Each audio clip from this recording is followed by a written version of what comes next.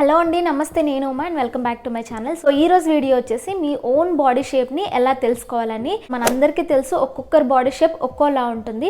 So body shape ప్రతి ఒక్కరు తెలుసుకునే ఉండాలి. సో దీనివల్ల ఏంటంటే మీరు వేసుకున్న అవుట్ఫిట్స్తో ఇంకా బ్యూటిఫుల్గా కనిపిస్తారనమాట. సో మీ ఓన్ బాడీ షేప్ మీరు తెలుసుకోవడం వల్ల మీరు షాపింగ్ చేసేటప్పుడు మీకు అసలు ఎలాంటి డ్రెస్సెస్ సూట్ అవుతాయి, ఎలాంటివి అవాయిడ్ చేయాలి అండ్ ఎలాంటి అవుట్ఫిట్స్లో మీరు ఇంకా అట్రాక్టివ్గా ఇంకా బ్యూటిఫుల్గా కనిపిస్తారన్నది తెలుస్తుంది మీకు మీ బాడీ షేప్ ఏంటో తెలియడం వల్ల. For example, me body shape తెలియక ముందు మీ లుక్ 70% ఉంటే మీ బాడీ షేప్ ఏంటనేది తెలుసుకున్నాక మీ లుక్ అనేది 100% బెటర్ అవుతుంది. సో పదండి మరి ఇవాళ టాపిక్ స్టార్ట్ చేసేద్దాం. అండ్ అంతకంటే ముందు ఈ ఛానల్లో వచ్చే ఫ్యాషన్ రిలేటెడ్ వీడియోస్ మీరు మిస్ అవ్వకుండా చూడాలనుకుంటే ఈ ఛానల్ని సబ్స్క్రైబ్ చేసుకోండి. సో మన బాడీ షేప్ బేసిక్గా 4 మెజర్మెంట్స్ పైన బేస్ అయి ఉంటుంది. అవేంటంటే shoulder, bust, waist and hips. So మనకి different types of body shapes ఉంటాయి. Rectangle, triangle, inverted triangle, hourglass and oval అని ఇంకా చాలానే ఉంటాయి. బట్ ఇవి ఏంటంటే బేసిక్ అనమాట. సో మాక్సిమం ఇలాంటి బాడీ షేప్సే ఉంటాయి. సో మీ బాడీ మెజర్మెంట్స్ మీరు తెలుసుకునే ముందు హెవీ డ్రెస్సెస్ అంటే అనార్కలి, హెవీగా ఉండే అవుట్ఫిట్ ఏది ఉండకూడదు.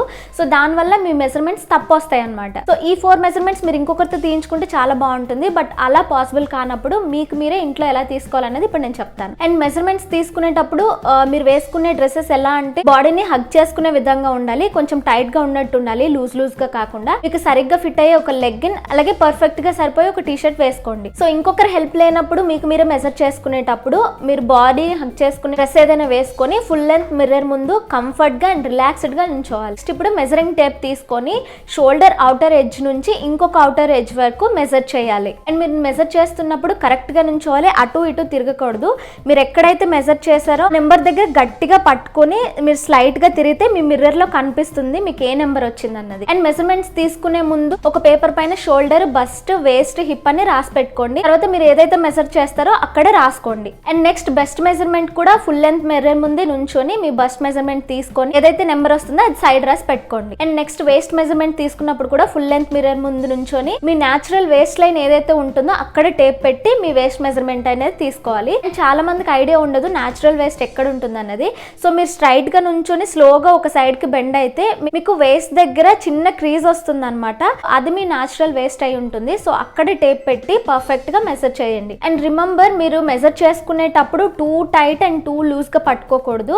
మీరు మెజర్ చేసుకునేటప్పుడు థంబ్ ని మిడిల్ లో పెట్టి థంబ్ లూజ్ ఉండేటట్టు చూసుకొని అప్పుడు మెజర్ చేసుకోవాలి. అండ్ లాస్ట్ హిప్ మెజర్మెంట్ తీసుకునే ముందు మీ 2 లెగ్స్ దగ్గరగా పెట్టి ఫుల్ లెంత్ మిర్రర్ ముందు నుంచొని మీకు వైడెస్ట్ పార్ట్ ఎక్కడ కనిపిస్తుందో మీ హిప్ లో అక్కడ టేప్ పెట్టి థంబ్ ఫింగర్ లూజ్ ఉండేటట్టు చూసుకొని తర్వాత మీ హిప్ విడ్త్ ఎంత వచ్చిందో చూసి పక్కన నోట్ చేసుకోండి. సో ఈ 4 మెజర్మెంట్స్ పర్ఫెక్ట్ గా మీరు తీసుకున్నాక మీ బాడీ షేప్ ఏంటి అనేది మీకు తెలిసిపోతుంది. ఒకవేళ మీ షోల్డర్ అండ్ మీ వేస్ట్ లైన్ కంటే మీ హిప్ ఒకవేళ వైడ్ గా ఉంటే అప్పుడు మీ body shape triangle body shape. And ఒకవేళ మీ షోల్డర్, మీ వేస్ట్ లైన్ మీ హిప్ లైన్ కంటే ఎక్కువగా ఉంటే, వైడ్ గా ఉంటే మీది ఇన్వర్టెడ్ ట్రయాంగిల్ బాడీ షేప్. మీ shoulder and hips similar width లో ఉండి మీ వేస్ట్ కనుక సన్నంగా ఉంటే అప్పుడు మీ బాడీని హార్ గ్లాస్ బాడీ షేప్ అంటారనమాట. అలాగే మీకు నారో షోల్డర్స్ ఉండి, స్కిన్నీ లెగ్స్ ఉండి, రౌండెడ్ స్టమక్ అంటే స్టమక్ మీకు ఎక్కువ ఉన్నట్టుంటే కనుక అప్పుడు మీది ఓవల్ బాడీ షేప్ అవుతుంది. సో ఈ బాడీ షేప్ వాళ్ళకి ఏంటంటే షోల్డర్ దగ్గర సన్నంగా ఉండి అండ్ లెగ్స్ కూడా సన్నంగా ఉండి స్టమక్ దగ్గర ఎక్కువ విడ్త్ ఉంటుంది అనమాట. అంటే ముందుకు ఎక్కువ ఫ్యాట్ ఉంటుంది అనమాట. మీ వేస్ట్ ఒకవేళ స్ట్రైట్ గా ఉండి అంటే ఎలాంటి కర్వ్స్ లేకుండా స్ట్రైట్ గా ఉండి మీ shoulders, hips, bust part equal గా ఉన్నట్టుంటే అప్పుడు మీది రెక్టాంగిల్ బాడీ షేప్ అవుతుంది.